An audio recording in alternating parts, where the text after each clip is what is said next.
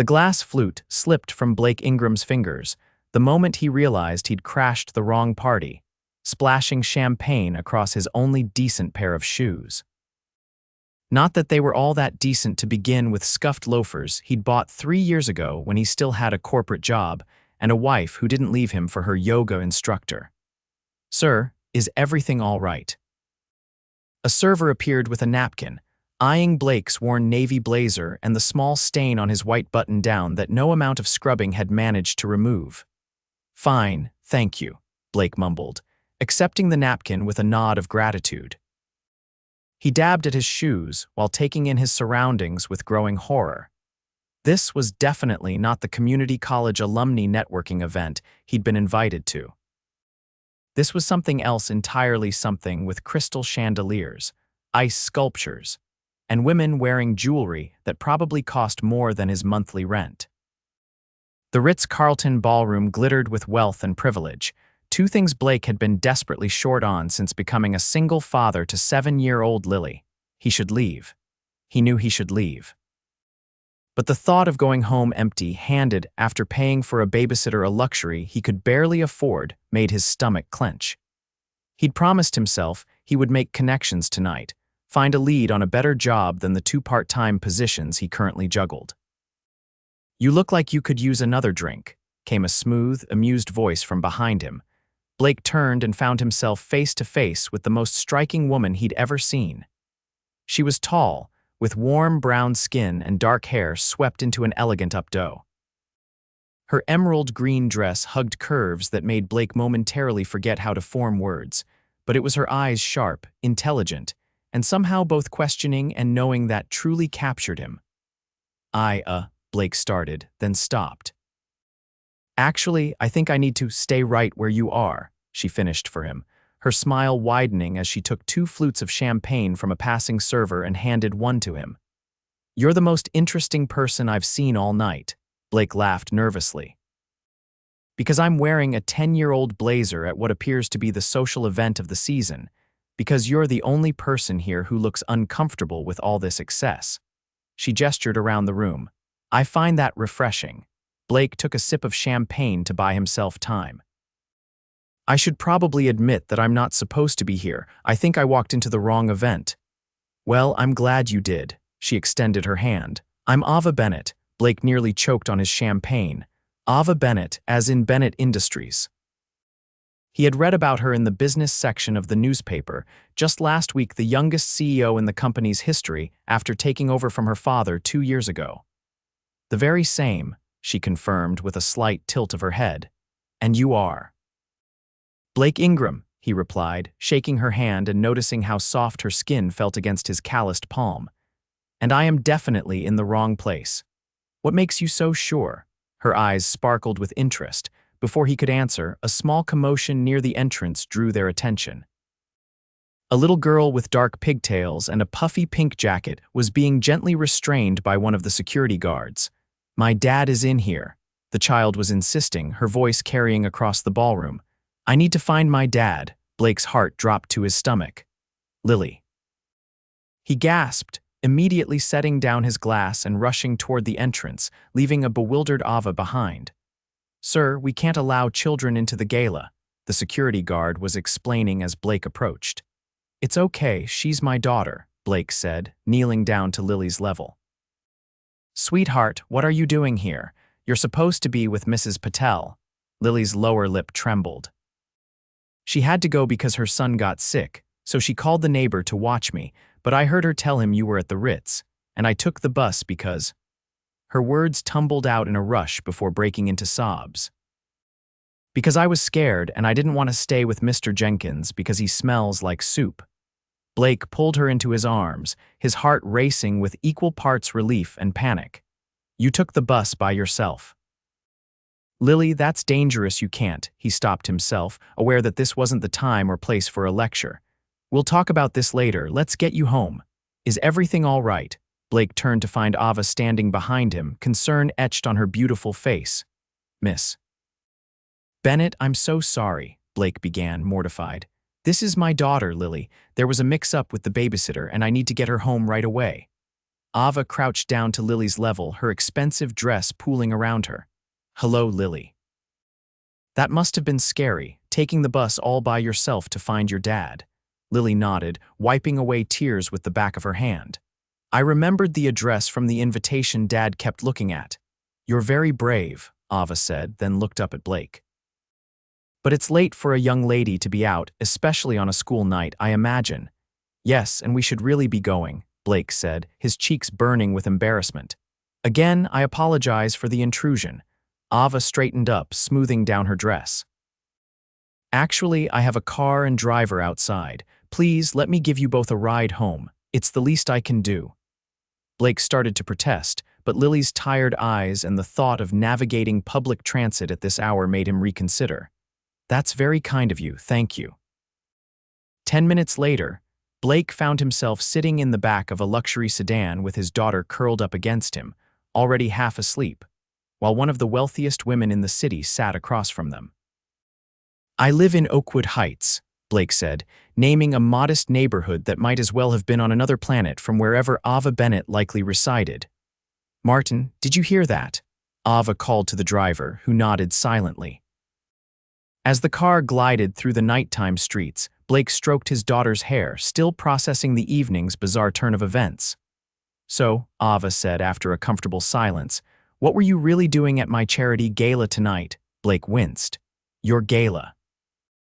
"I thought it was just being held at the hotel. I was supposed to be at an alumni networking event. Room 3B. I guess I went to 3A instead." Ava laughed softly. "Well, fate works in mysterious ways. What do you do, Blake Ingram?" He hesitated, embarrassment creeping up his neck again. "Currently, I work at Cooper's Hardware during the day and deliver food at night." Seeing her expression, he quickly added, "But I have a business degree. I was in corporate finance until about 2 years ago." "What happened 2 years ago?" Blake glanced down at Lily to make sure she was asleep before answering. "My wife left. Said she'd never signed up to be a mother. She'd always been ambivalent about having kids, but I thought once Lily was born." He trailed off. "Anyway, I got laid off during company restructuring around the same time, and with the divorce and custody battle, it drained my savings. I took the first jobs I could find to keep us afloat." Ava's expression softened. "That couldn't have been easy." "It wasn't. It isn't," Blake admitted. "But Lily is worth every struggle." When they arrived at his apartment, building a plain brick structure that had seen better days, Blake gently woke his daughter. "Thank you for the ride," he said to Ava as he opened the door, "and for understanding about the gala." "Wait," Ava said, reaching into her clutch. She pulled out a business card and handed it to him. "Call my office tomorrow. I have a proposition for you." Blake took the card, confusion evident on his face. "A proposition?" "Bennett Industries is launching a new community investment initiative, and we need someone who understands both finance and the real challenges families face. Someone authentic." She smiled. "Just call. No promises, but I'd like to talk more." Before Blake could respond, Lily tugged at his hand. "Dad, I'm tired. We should go," he said, pocketing the card.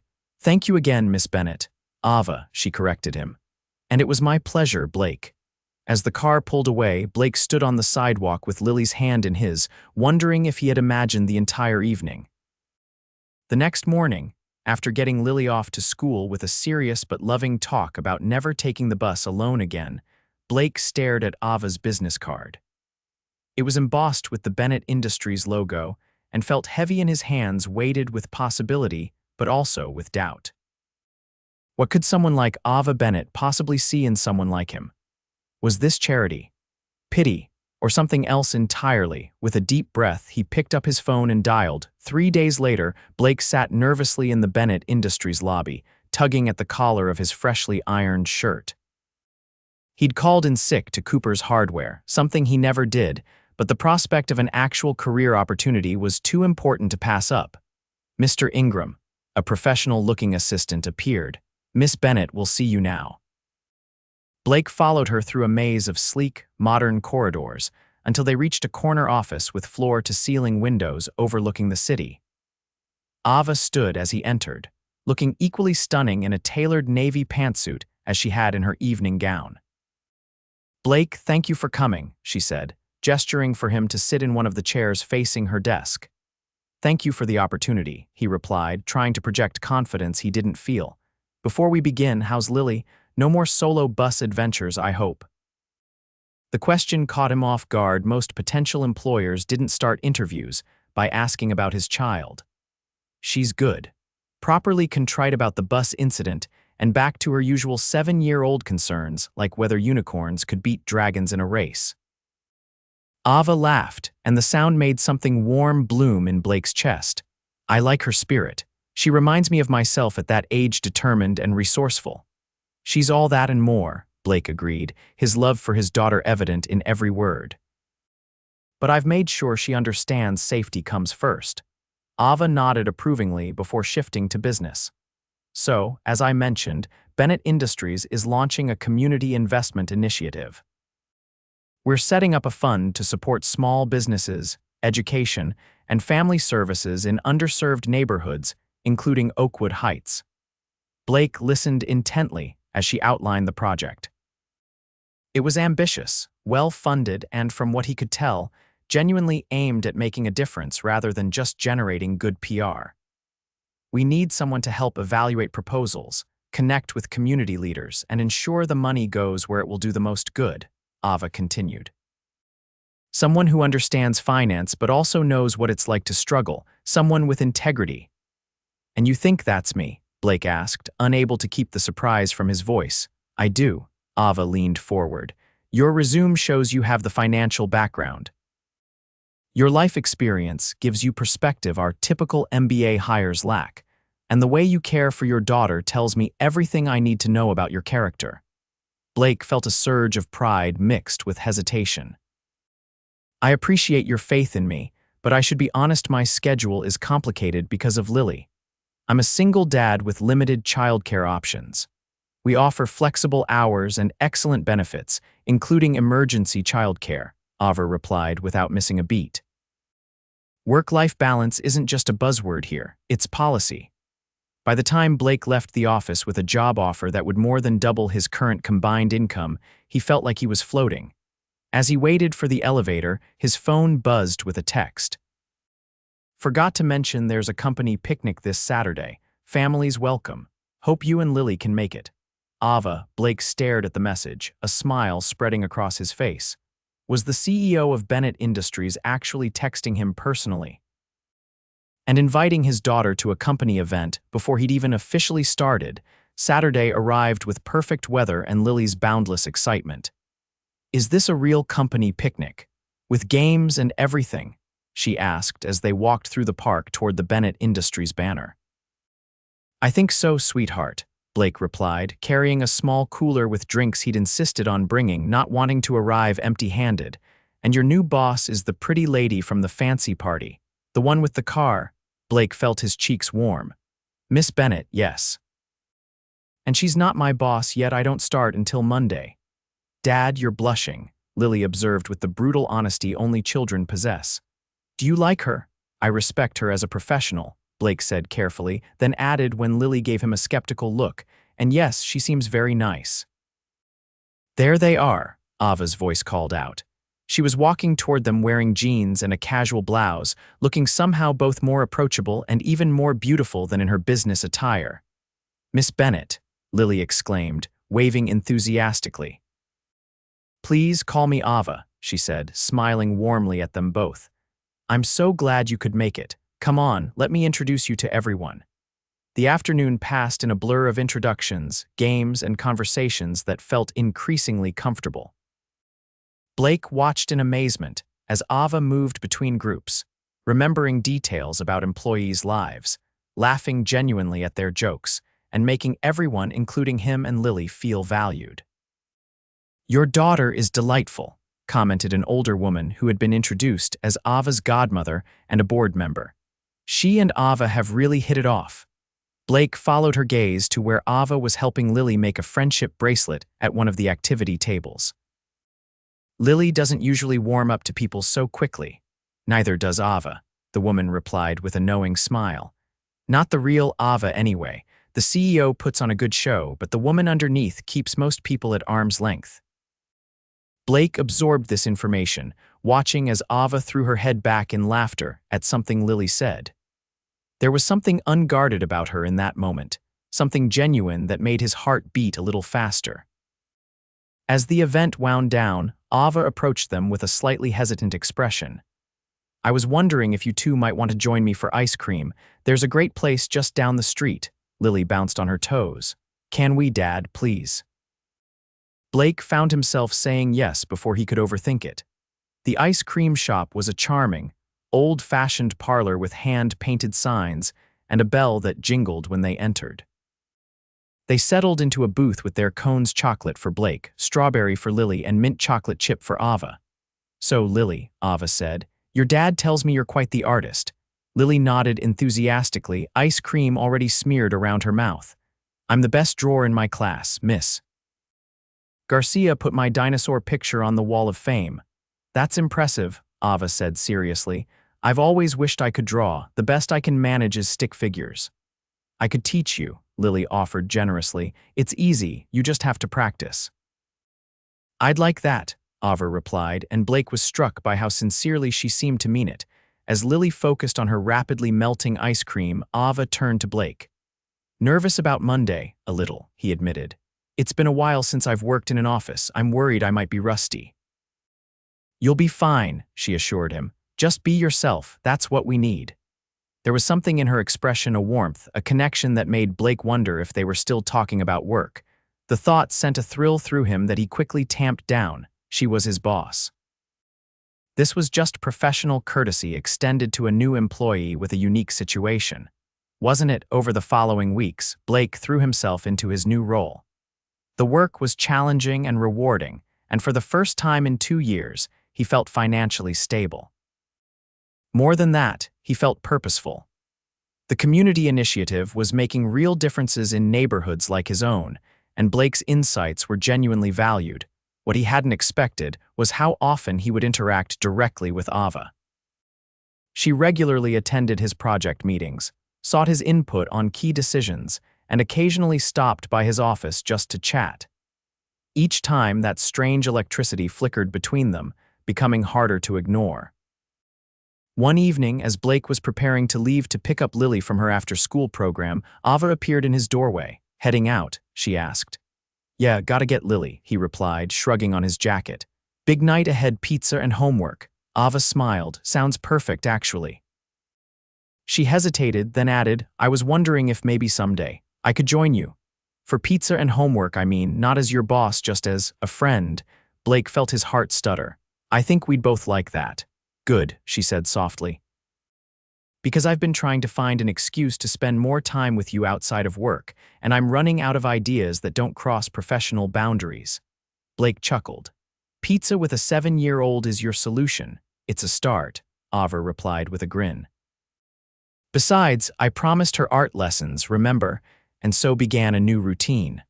Once a week, Ava would join them for dinner at Blake's apartment.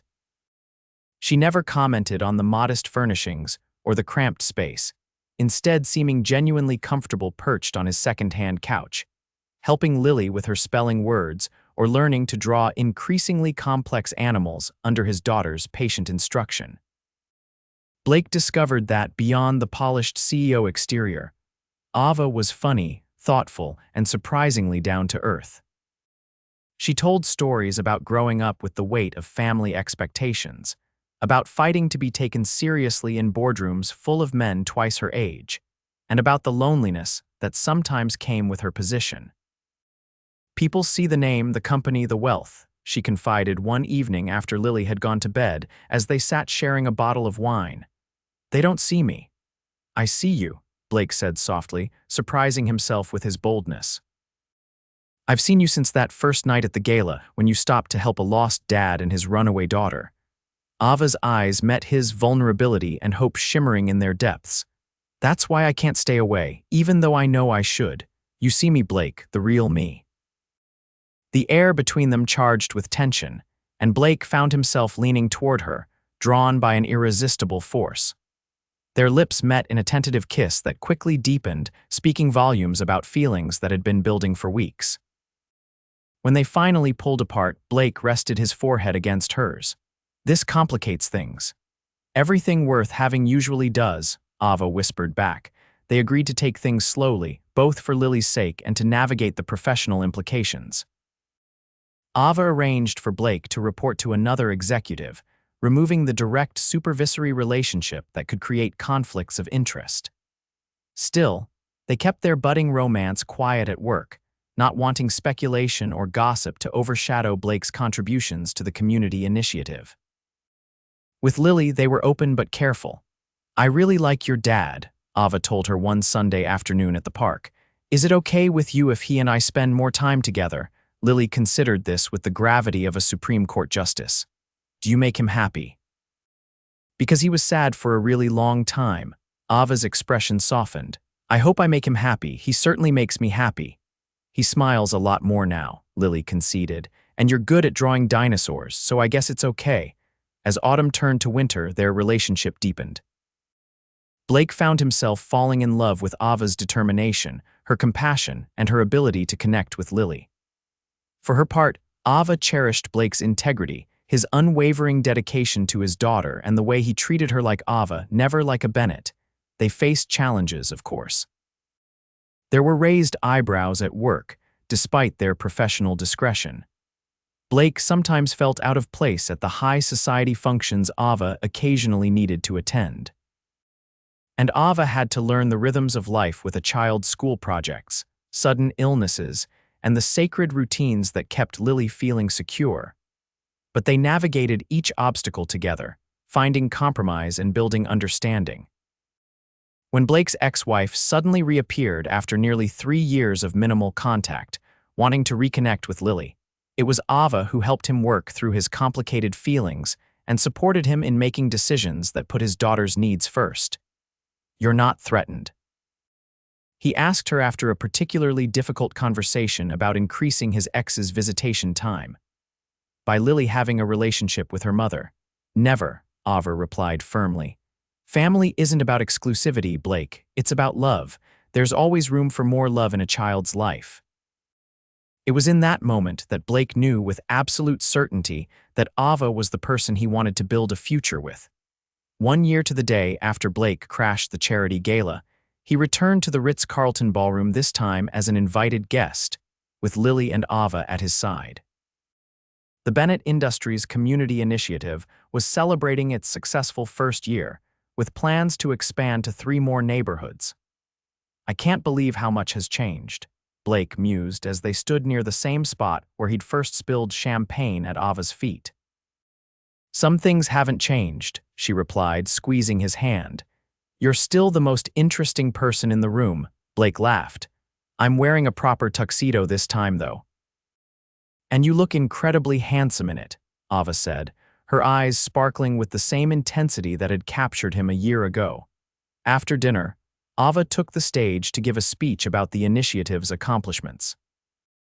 Blake watched her with pride as she acknowledged the community partners, the dedicated team, and the families whose lives had been improved. "But there's one person without whom none of this would have been possible," Ava continued, her gaze finding Blake in the crowd. "Someone who showed me that true success isn't measured by profit margins or stock prices, but by the positive impact we have on others' lives. Someone who taught me that family can be found in the most unexpected places." Blake felt tears prick at his eyes as Lily squeezed his hand. Later that night, as they stood on the balcony of Ava's penthouse apartment, a space that had gradually become a second home to him, and Lily, Ava turned to Blake with uncharacteristic nervousness. "I have something to ask you," she said, taking a small velvet box from her evening bag. Blake's breath caught as she opened it to reveal a simple but elegant platinum band. "Blake Ingram, you crashed into my life by complete accident, but loving you and Lily has been the most intentional thing I've ever done," Ava said, her voice steady despite the tears shining in her eyes. "Will you marry me? Both of you really become a family with me?" "Yes," Blake whispered, pulling her close. "Absolutely yes." From inside, Lily's voice called out, "Did he say yes? Can I come out now?" They laughed, beckoning her onto the balcony and enfolding her in their embrace. As Blake held his daughter, and the woman he loved against the backdrop of the glittering city lights, He marveled at how his biggest mistake, walking into the wrong room on a desperate night, had led him to exactly where he was meant to be. "I love you," he murmured against Ava's hair. "Both the CEO and the woman who eats ice cream with my daughter. I love you too," she whispered back. "The struggling dad who became my everything." 6 months later, they were married in a ceremony that blended elegance with warmth, much like their relationship itself.